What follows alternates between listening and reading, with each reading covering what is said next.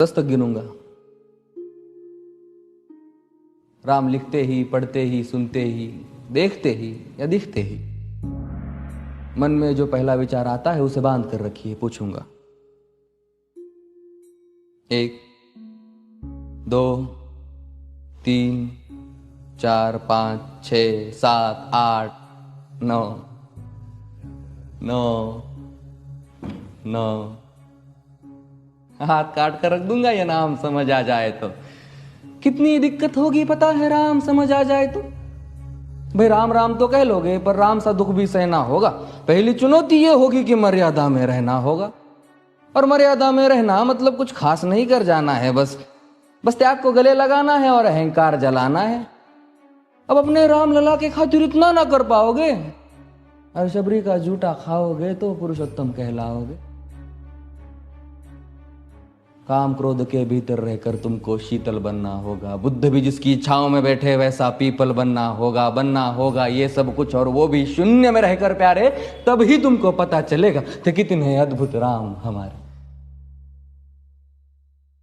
सोच रहे हो कौन हूं मैं? चलो बता ही देता हूं। तुमने ही तो नाम दिया था मैं पागल कहलाता हूं। नया नया हूं यहां पे तो ना पहले किसी को देखा है। वैसे तो हूं त्रेता से, मुझे कृष्ण किसी ने कलयुग भेजा है। भाई बात वहां तक फैल गई है कि यहां कुछ तो मंगल होने को है कि भरत से भारत हुए राज में सुना है राम जी आने को है। बड़े भाग्यशाली हो तुम सब। नहीं, वहां पे सब यही कहते हैं कि हम तो राम राज्य में रहते थे पर इन सब में राम रहते हैं। यानी तुम सब में राम का अंश छुपा है। नहीं मतलब वो तुम में आते हैं रहने। सच है या फिर गलत खबर? अगर सच्ची है तो क्या कहने। तो सबको राम पता ही होगा, घर के बड़ों ने बताया होगा। तो बताओ फिर कि क्या है राम। बताओ फिर कि क्या है राम। बताओ। अरे पता है तुमको क्या है राम? या बस हाथ धनुष तरकश में बान, या वन में जिन्होंने किया गुजारा, या फिर कैसे रावण मारा लक्ष्मण जिनको कहते भैया, जिनकी पत्नी सीता मैया। फिर ये तो हो गई वही कहानी, एक था राजा एक थी रानी। क्या सच में तुमको राम पता है या वो भी आकर हम बताए? बड़े दिनों से हूं यहां पर, सब कुछ देख रहा हूं कब से। प्रभु से मिलने आया था मैं, उन्हें छोड़कर मिला हूं सबसे। एक बात कहूं अगर बुरा ना मानो, नहीं तुम तुरंत ही क्रोधित हो जाते हो। पूरी बात तो सुनते भी नहीं, सीधे घर पर आ जाते हो। ये तुम लोगों के नाम जपो में पहले सा आराम नहीं। ये तुम लोगों के नाम जपो में पहले सा आराम नहीं। इस जबरदस्ती के जय श्री राम में सब कुछ है, बस राम नहीं। ये राजनीति का दाया बाया जितना मर्जी खेलो तुम। दाया बाया, अरे दाया बाया ये तुम्हारी वर्तमान प्रादेशिक भाषा में क्या कहते हो उसे? हाँ वो लेफ्ट एंड राइट। ये राजनीति का दाया बाया जितना मर्जी खेलो तुम चेतावनी को, लेकिन मेरी अपने जहन में डालो तुम। निजी स्वार्थ के खातिर अगर कोई राम नाम को गाता हो तो खबरदार अगर जुर्रत की और मेरे राम को बांटा तो। भारत भू का कवि हूं मैं, तभी निडर हो कहता हूं राम है मेरी हर रचना में। मैं बजरंग में रहता हूं। भारत की नींव है कविताएं और सत्य हमारी बातों में, तभी कलम हमारी तीखी और साहित्य हमारे हाथों में।